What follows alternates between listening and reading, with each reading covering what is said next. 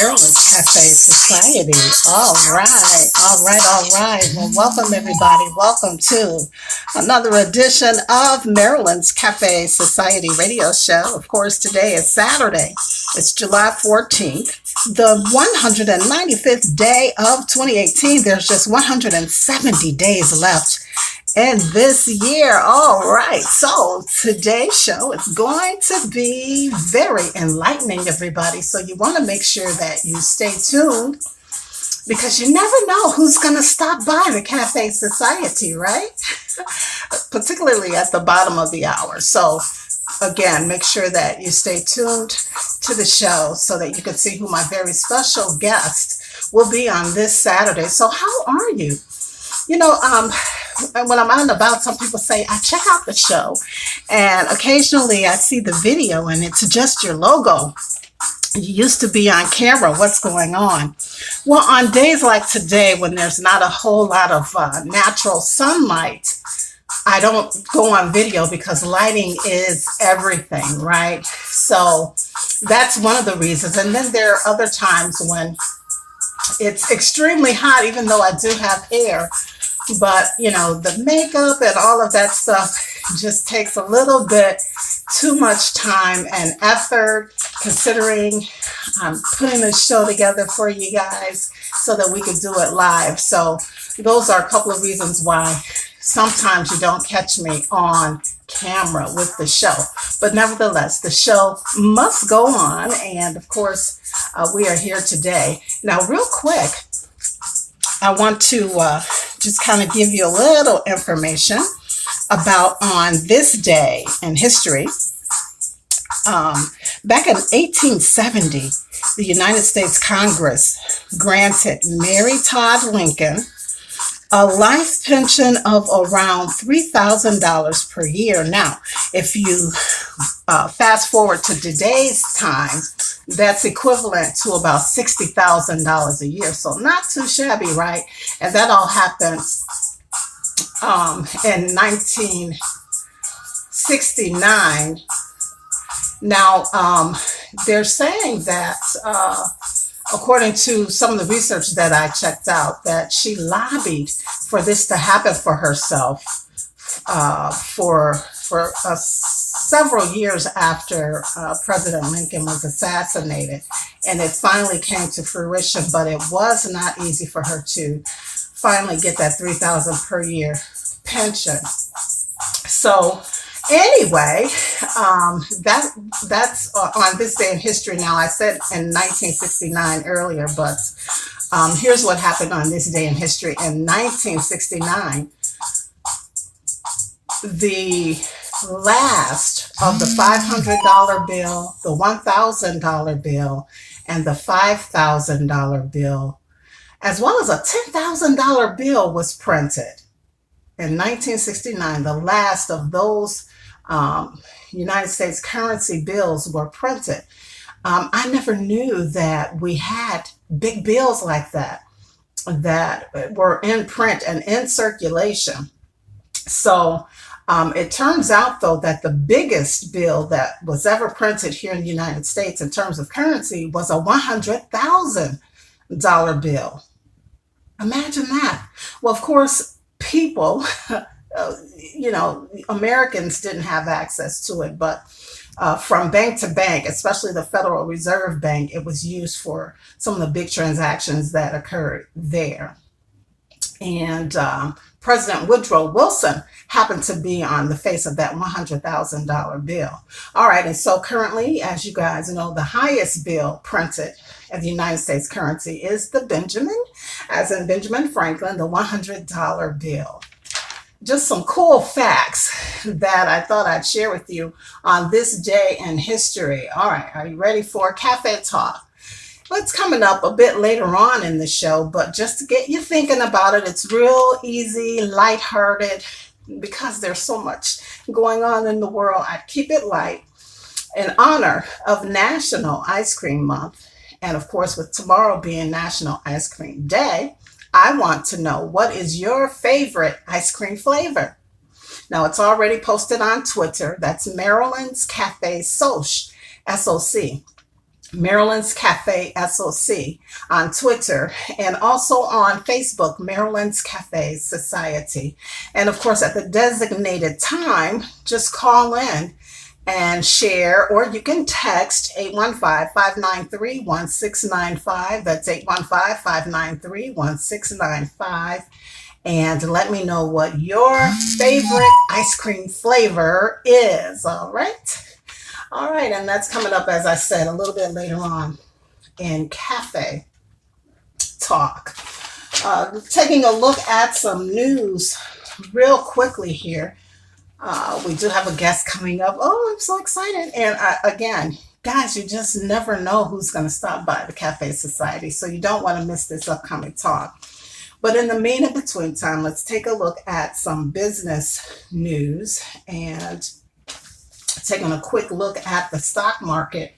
Of course, the Dow is up 94.52. So is the S&P, up by 3.02, and the NASDAQ is up by 2.06. Now, stocks on the move, not too many on this day. Terex Corporation is up $2.43 to, is up 2.43 to 45.25%, and Walmart is up to 87.70.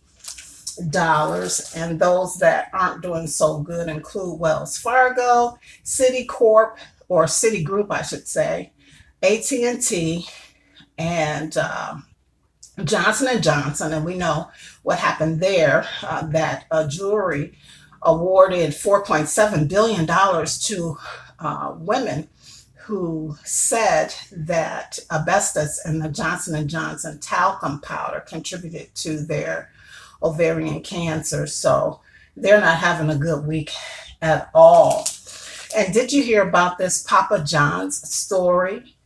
The Associated Press, of course, reported that Papa John's founder, John Schnatter, came under fire this week, according to a Forbes report, that he used the N-word during a media training conference call that was back in May. And of course, he went on to say that he was using the word in context of what someone he heard said it. Nevertheless, the news got out, and of course, he subsequently resigned as chairman and issued a statement of apology acknowledging the use of the inappropriate and hurtful language. Now, of course, he appeared on a radio show in Louisville, Kentucky on Friday, and he said that he was just talking the way the Colonel Sanders, as in KFC, talked, and that he never, had any malicious intent. He was just giving an example of how Colonel Sanders said it, but he said he felt terrible about even doing that. And so he's kind of separated himself from this business that he founded. And of course, the fallout continues. On Friday, the University of Louisville said it will remove the Papa John's name from its football stadium and that it will rename the John H. Schnatter Center for Free Enterprise at its business college. Wow. And then, of course, earlier in the week, the school said that Schnatter had resigned from his position as a board trustee at the school. Of course, Major League Baseball had also said it would indefinitely suspend promotion with Papa John's that, of course, offered people discounts for the pizzas that they sold at their various stadiums. Now, of course, in case you don't know who Papa John's is, it's a pizza place, and they began operating in 1984 and has more than, 5,200 locations globally. So more fallout, as people continue to try to feel their way through um, these times that we currently live in. It's in my opinion, these are things that have been happening probably all along, but they're now getting a lot of or I shouldn't say getting a lot more attention, but I believe that people feel empowered now to talk about it and let the general public know what is going on. Um, all right, so that's what's happening with Papa John's. Now, you guys, you've been hearing about this, I don't know what you want to call it, trade war, for lack of a better expression, that's been going on between the United States and China. Well, on Tuesday, the White House announced that it plans to impose a 10% tariff. For those who don't know what a tariff is, it's a tax charged on goods coming into the country. And so that's going to be a 10% tariff on $200 billion of Chinese goods after a public comment period that's going to be coming up very soon. So that means that by as early as August 30th, um, we could see this tariff happen on product and goods coming in from China. And of course, just in time for, the Christmas holiday season for a lot of retailers. So the big question is, how will it affect merchandisers, retailers, and manufacturers? And if we kind of take a glance back at what happened back in January with that first tariff increase, things didn't work out so good. Eventually the cost of those extra taxes do get passed on, in this first case, to the manufacturers and the retailers. But some are suggesting that if this second round of tariffs happen, the consumer could really start to feel it in their pocket. And so we will just have to kind of stand by and wait and see now. The director of financial research at the Federal Reserve Bank of Chicago, his name is Gene Ammerman, said that if the tariffs move from negotiating tactic to a reality, it will be just a matter of time before they affect the consumer's wallet. And, of course, that would not be a good thing for all parties involved, because consumers may stop spending. And then, of course, if they stop spending, then, various businesses could suffer and so forth and so on. But let's just take a peek at some of the goods that could be affected if this tariff, this additional tariff, goes into place. There's a lot of them, but here are some of the bigger names that you may be, or not names, but product that you may be familiar with, ladies. Handbags. Oh goodness. And then food, when it comes to seafood and tilapia and, salmon, trout, swordfish, all of that could be affected. For pet lovers, your dog leashes and muzzles and collars could be affected. Travelers, you may have to spend more for your luggage. And of course, if you're remodeling your home, vinyl floor tile could go up. Perfume, the cost of perfume. Those who golf, you may see an increase in some of the accessories, the golf bags and so forth that you purchase for golf, as well as those who play baseball and softball, the mitts and batting gloves, the cost of those could go up.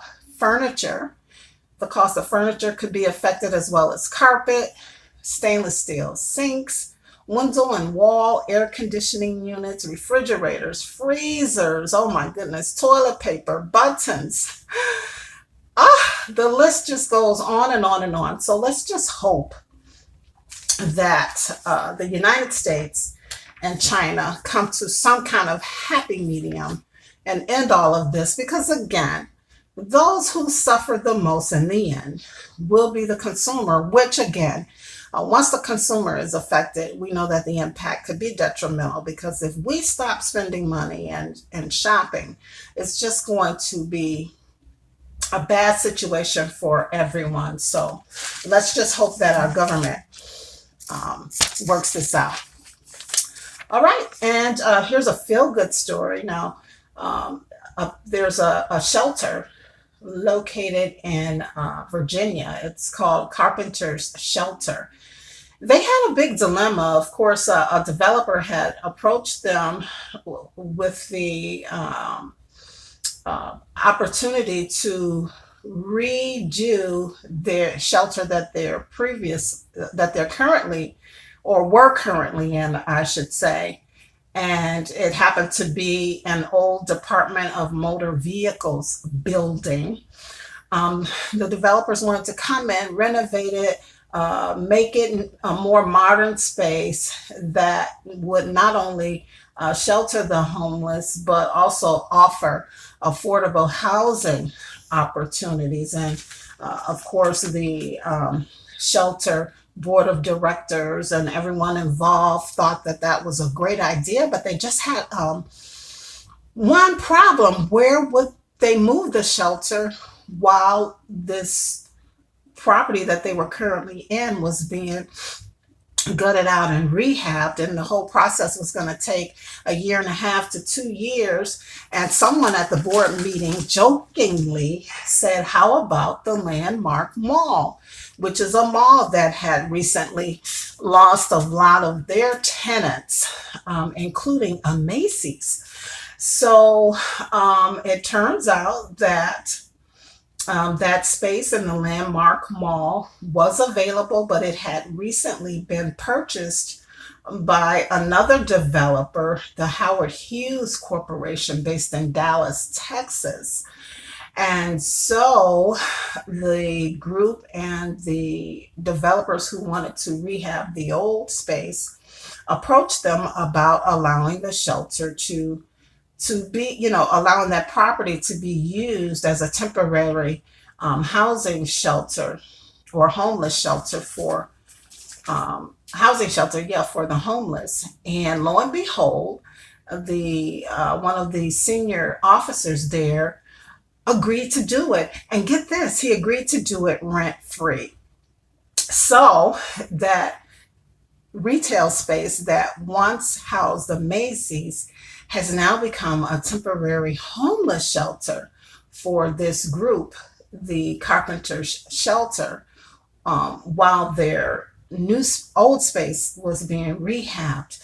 And so it kind of sparked this debate about, some big problems that we're facing here in the United States.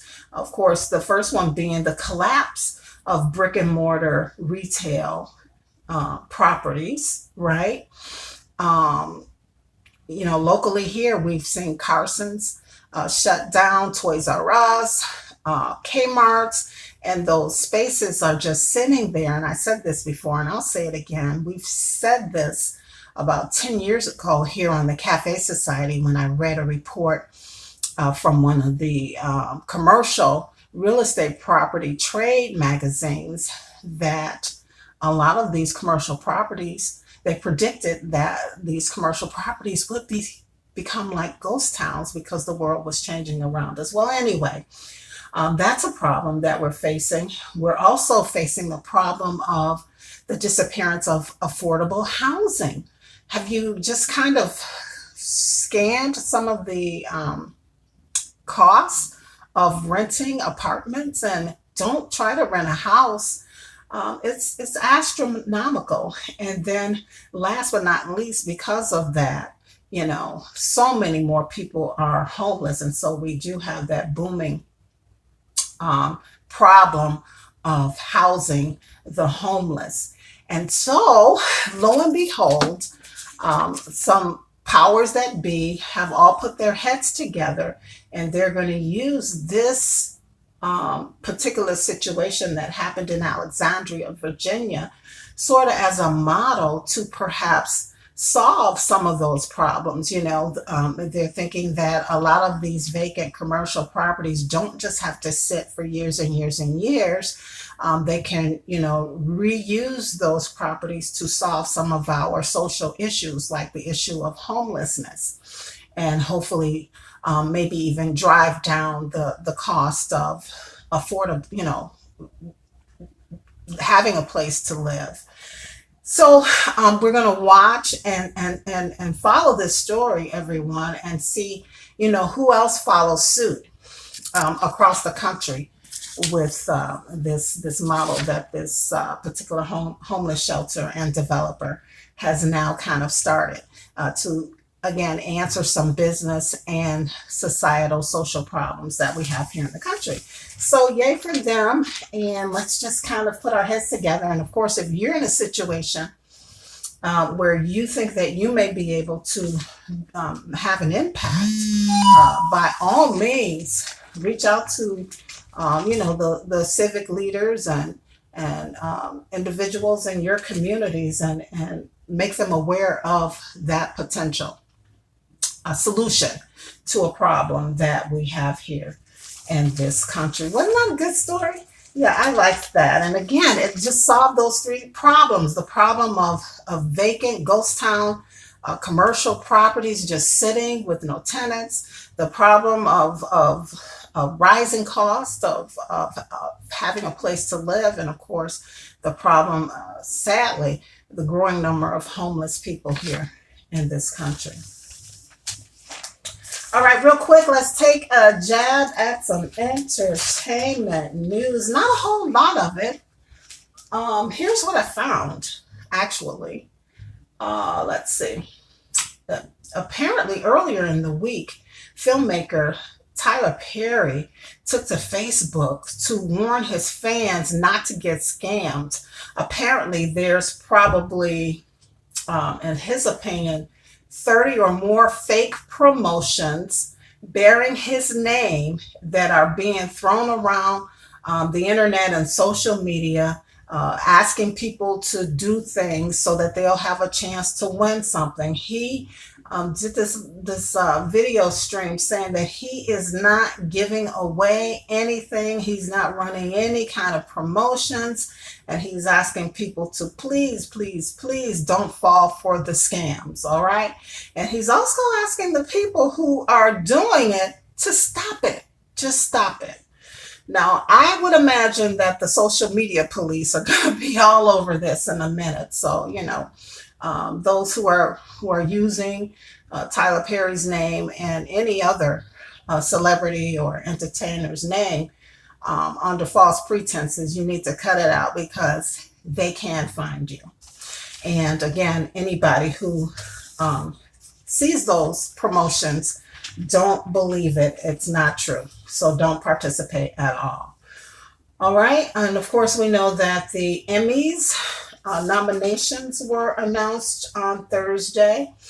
And just real quick, to give you an idea of some of the shows that made the cut in terms of being nominated for a drama series.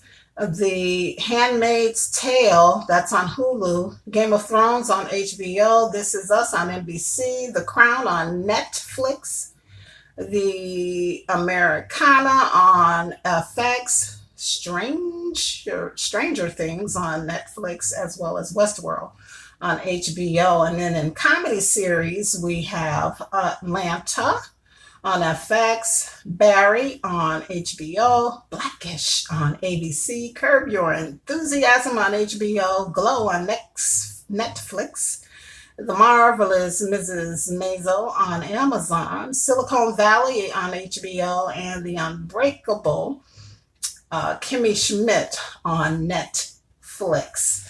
So those are just some examples. Apparently there's a lot of nominees who have Chicago ties, and we will just have to wait and see what happens with this. Now, they're saying that Netflix outdid HBO and Emmy nods this year. Also, everybody, Shaka Khan, guess what? She's coming back to Chicago, her hometown. That's going to happen on July 22nd. I believe that's Sunday, 7:25 p.m. at the Pitchfork Music Festival in Chicago on West Randolph at Union Park. $75 is the cost of the tickets, and you can go to pitchforkmusicfestival.com for more information on how you can catch her in action back in the city in her hometown of Chicago. All right. All right. How are we doing on time? It looks like we may be hearing from our caller in just a few minutes. And I'll be able to bring you guys some interesting conversation. I'm telling you, you're going to be so excited to hear from our guest and all that we have to talk about. As I'm talking to you now, I'm just in the process of seeing if I can even get some of his music on or up and running, I should say, in the background as we talk.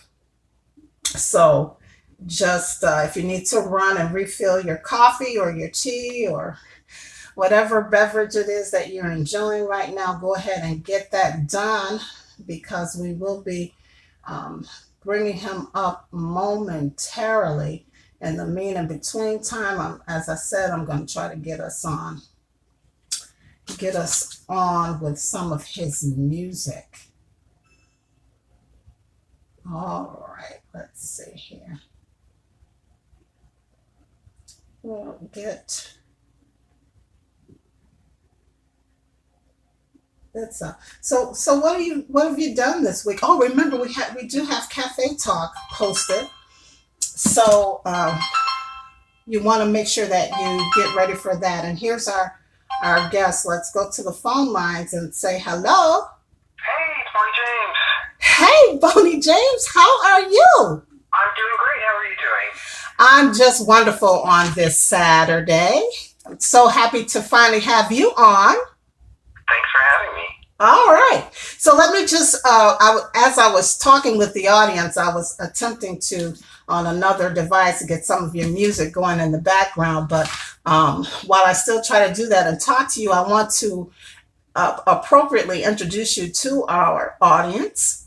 And for those who did not hear, this is Bonnie James, the saxophonist, songwriter, composer, record producer, 4-time Grammy nominee, Soul Train Award winner, multi-platinum musician.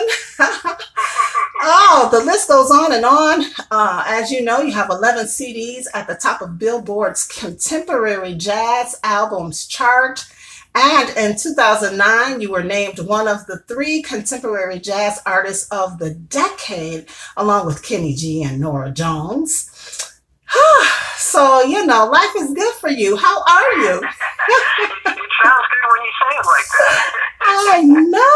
I know, my gosh.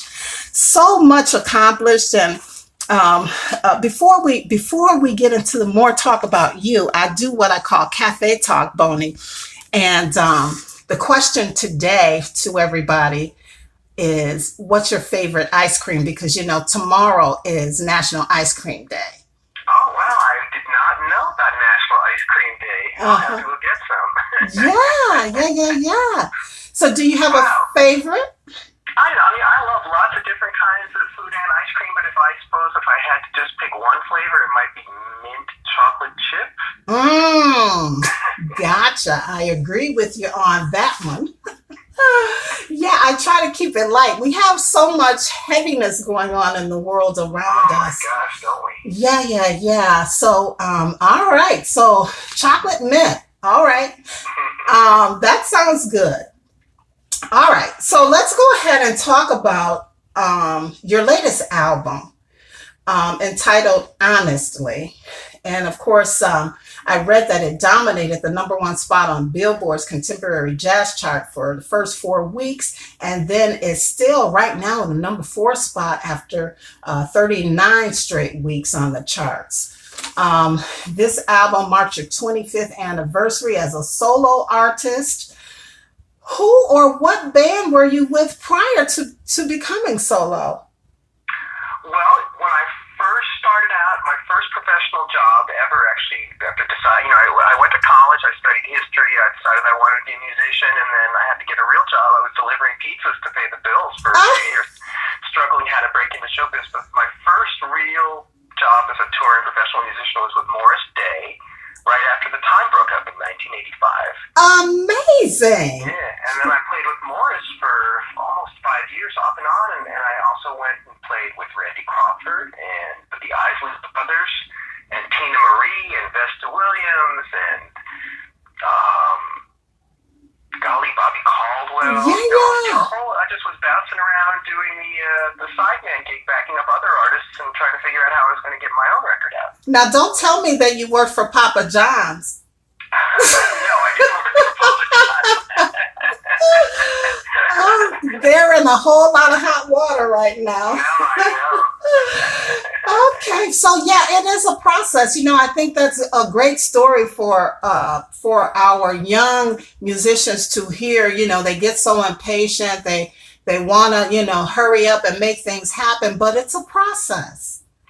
I'm very grateful in a way that I had those early lean years of struggling and also got to go to that school of being a sideman and sort of learn the ropes of the music business from behind the scenes before I was able to actually get my first record deal. And because I knew things, I had some I paid some dues, I had some experience, and all that education that I had served me well when I was actually fronting my own band and getting my own record deal. So I'm really grateful that it turned out that way. I think some people, they get too much success too young, too fast, and they can't handle it, or they don't know how to really do it, right. And what I really wanted was one of those careers that was long. I didn't want to be a flash in the pan. I wanted to be one of those people that could stick around for 25, 30, 40 years, and here I am 25 years later. I'm still getting away with it. Yeah, so you mentioned a few minutes ago that you backed all these other people, and it sounded like the theme was pretty much R&B music. Was that your love of music, or was jazz always it for you? Well, I grew up as a young kid. When I was a kid in the 70s, the radio stations wouldn't just play one style of music. There were stations where you could hear R&B and jazz at the same time on the same radio station. So I grew up in that culture, I think. But, R&B music, funky groove-oriented music, Motown, yes. Marvin Gaye, Stevie Wonder, Aretha Franklin from Atlantic Records, all that stuff, Curtis Mayfield, all that music in the early, mid-70s was really my favorite music to listen to. But then, right around that same time, people like Grover Washington came out, and Ronnie Laws and the Crusaders, and these were jazz bands, but they were, sort of what we used to call fusion with the R&B. And then that became my favorite kind of music. So I think that's the tradition I'm trying to carry on today, where it's like I'm coming from kind of an R&B background, but I can't sing. I sing with the saxophone, and so it becomes this new hybrid sound. You just answered one of my questions. I was gonna bring up the fact that on your new CD you do have the title. Honestly, you have Avery Sunshine as a vocalist on it, and I was gonna ask you, do you sing? Well, when I write these songs, I will sing the melody that I have in my head onto the demo, and then I'll send that to the singer, and they usually write some lyrics to that. And so they hear me sing, but I wouldn't let anybody else hear me sing. I'm a terrible singer. I just want to mention, too, that Avery Sunshine's opening our show on Saturday the 20th at the Horseshoe Casino in Chicago, so that's going to be exciting. The first time we're playing a real gig together. Oh, cool. All right. So had you known about Avery Sunshine prior to your collaboration together? Yes, we met at a festival in Oakland, I'm thinking maybe 5 or 6 years ago, and I hadn't heard of her before that, but she was on the gig, and I heard her sing and play, and I just was really impressed. So I kind of filed her away in the back of my mind, and when I came up with the music for this song that became the title cut, Honestly, I thought it would be a great song for her. And so I sent it to her. We reached out to her management, and were able to connect with them, and she loved the song and went in the studio and wrote and sang this incredible thing. It became kind of a crossover hit. So it's a real blessing. Yes, it's doing very well, especially in R&B or the urban AC radio. So congratulations on that. Thank you. So, Thank you. so listen, who's on your playlist? Who do you listen to when you're chilling out? Most of the time, if I'm going to turn on some music, I'm going to listen to some really old music now these days, like from the 30s and 40s. So when I was younger, like I said, I used to listen a lot to contemporary R&B. But these days I'm spending so much time creating my own music and touring around playing shows that for me to like chill, I just want to listen to something that's totally divorced from the world that I live in. So I'll listen to like big band or swing. I find that very relaxing. Yeah. That's actually why I put that one song Skylark on the new record, because that's an old song from the 30s. And I heard it, and it's just that melody just kind of haunted me, and I thought, I wonder if there's some way for me to update that and make it sound like it's one of my own songs, and that's how that one ended up on the record. Yeah, I was going to say you probably get a lot of inspiration from listening to other genres of music outside of what you normally play. So well, that music from the 1930s, it's the musicianship is just so great, and the songwriting was just so great. And like I said, it just doesn't make me feel like I'm working when I'm listening to it, because if something contemporary comes on,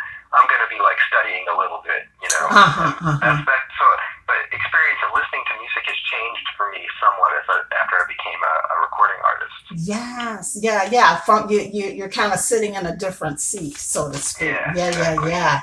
All right, so Boney James, you are currently on tour, and you'll be hitting the Motor City, Detroit, in a couple of days.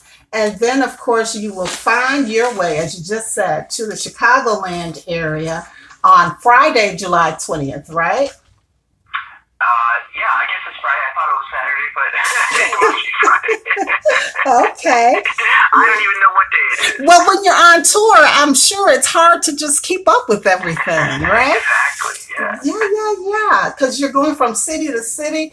There was some comedian, or maybe it was a commercial, some clip I saw a few years ago where a comedian or somebody walked on stage and said, "What's up, Chicago?" But he was in Atlanta. Well, I know that's happened to a lot of people. I know a lot of recording artists, they actually write the name of the town they're in on the ground in front of the microphone, but I usually can keep that straight.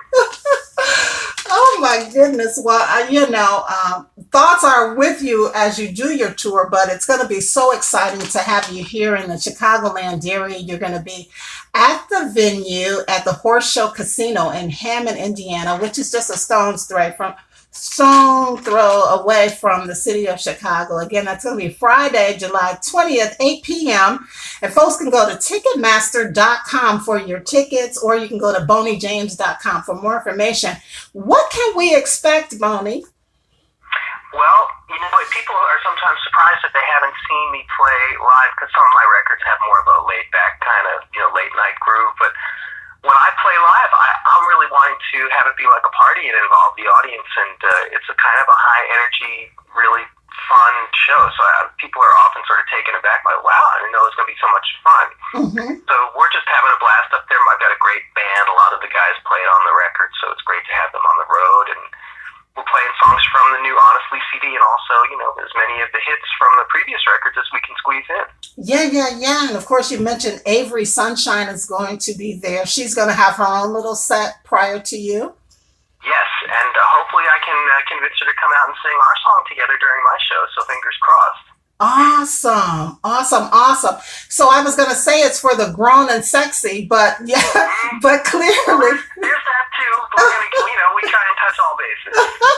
Absolutely. So folks, you don't want to miss this show. Of course, Boney James coming through in Chicago on Friday, July 20th. Showtime 8 p.m. at the venue at the Horse Shoe Casino in Hammond, Indiana. Ticketmaster.com is where you can get more information on tickets, and of course BoneyJames.com if you're listening somewhere else in the United States and you want to catch them at a later show at a later date at a different location. All that information will be there at BoneyJames.com. Anything you want to say before I have to let you go? Hey, Boney, maybe I'll bring you a scoop of ice cream on Friday. Sounds good. I'd be impressed if you could pull that off. Oh my gosh, I tell you, you never know. Well, thank you so much for having me. I think you hit all the good bases, so I appreciate the opportunity. Fantastic. Looking forward to seeing you this Friday. Thank you so much for hanging out at the cafe. All right, thank you. Bye bye. Have a good one. All right, everybody. Well, that concludes our talk with the Boney James. That's right, tenor saxophonist. Man, I tell you, just an all-around musician.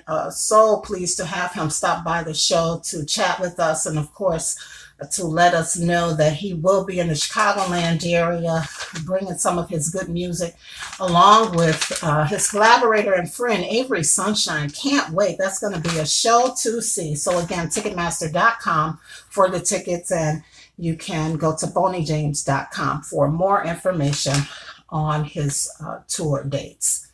All right. All right. So you ready for some cafe talk? All right. So once again, it's one cool way to cool off during the summer heat, right?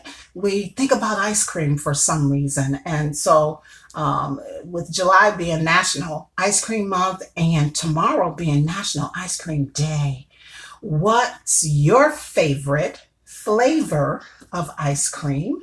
It's posted to Marilyn's Cafe Society on Facebook, and you can go to Marilyn's Cafe Society on Twitter to respond there. Or you can call me right now at 815-593-1695. That's 815-593-1695. Or you can text me at 593-1695 to just let me know what your favorite ice cream flavor is. Now, what can you do to celebrate National Ice Cream Month and or National Ice Cream Day? Well, there's a couple of different things that I found you can do. First of all, and this is the most challenging, try making your own ice cream. Now, listen, I watch my mom, my dad, aunts, uncles, grandmas, everybody in my family, old school, make their own ice cream. So don't think this is a difficult thing to do. What is difficult is getting the right taste, though. And so I'm just going to give you the key ingredients that you should have to make this ice cream. And of course, an ice cream maker you need, and then you can Google how many, what the measurements are, how many cups of what you need. But the key ingredients for making ice cream is sugar, heavy whipping cream, whole milk, vanilla extract if you want it to be vanilla flavored. And this one's optional. Some people say they use egg yolks and some people don't. So it's really up to you, but you can throw in some egg yolks or not. And then, of course, combine in or add in later after you mix all these ingredients and go through the process of preparing them.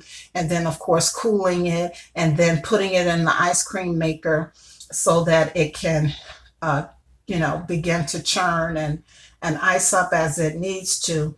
You can add other flavors or ingredients like fruit, coconut, things of that nature to get your own flavor of ice cream. But those are the ingredients that you would need to make it. And again, just Google real quick how much of each ingredient do you need to add, and then what the steps and process is, because it is a process. But boy, I tell you, there's nothing like, I used to help make it when I was a kid, and there's just nothing like that satisfaction of enjoying something that you just helped make, or in your case, you just made. So give it a try. All right. Another thing that you can do, of course, tomorrow on National Ice Cream Day is take advantage of all the freebies that will be going on. Yeah, a lot of ice cream shops will be participating in this celebration of National Ice Cream Day. And so they will be, giving away, maybe a scoop of ice cream or ice cream cone, or maybe offering ice cream at a reduced rate. So take advantage of that.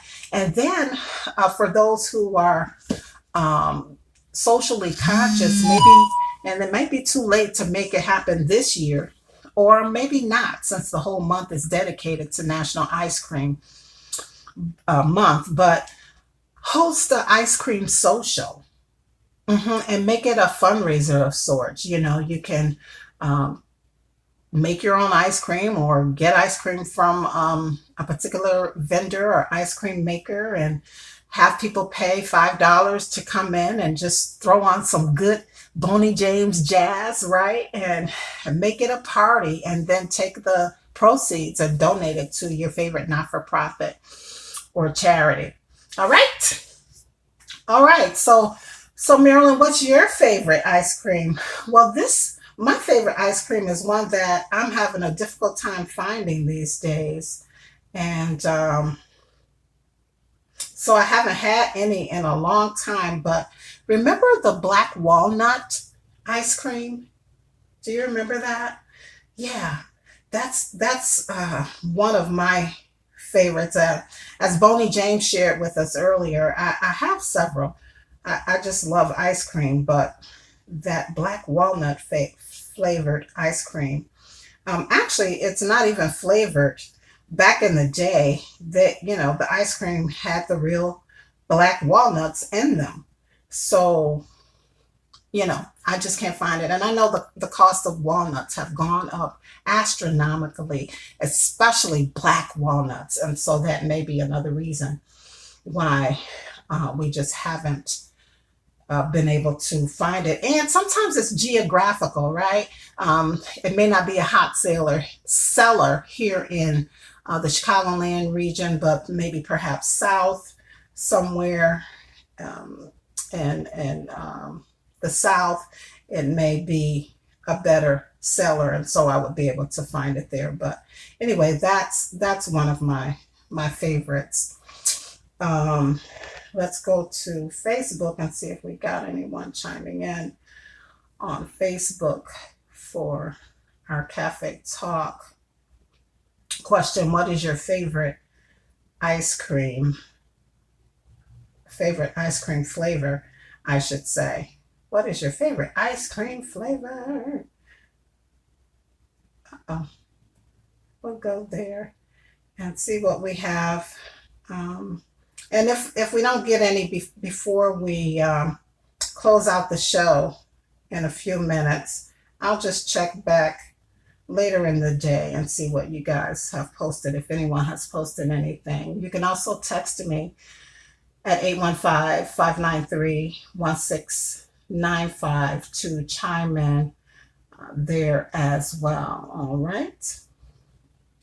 All right. As we go to Facebook. Oh, hold on. Here's a text.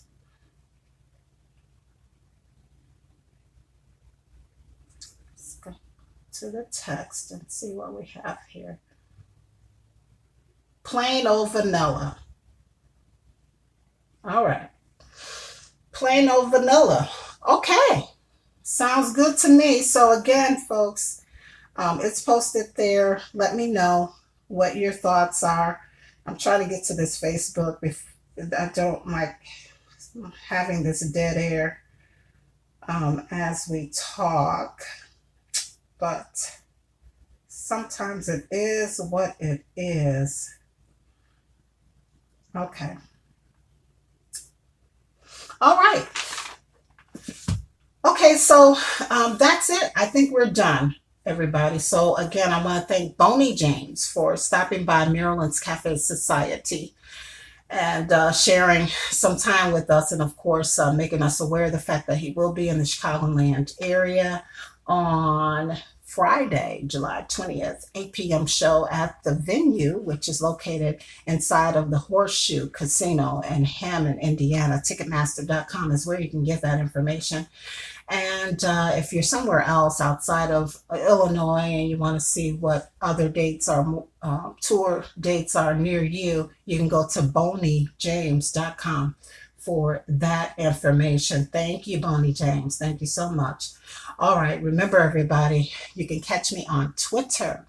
That's Maryland's Cafe, Soch. Soch is spelled SOC on Twitter. Also on Facebook, Maryland's Cafe Society. on Facebook and obviously this YouTube channel. Make sure that you like, subscribe, and share with your friends. Marilyn's Cafe Society on YouTube. And I got to tell you what love is before we get out of here. Today, love is a couple of proud grandparents. Yeah, there's nothing like being a grandparent, right? All right. And as always, remember, as you move through the week, in the coming week, be sure that you live, you laugh, and you love. As always, it's been a pleasure and a privilege, and we'll talk again right here on Maryland's Cafe Society on YouTube next Saturday. Peace, everybody. Have a great week.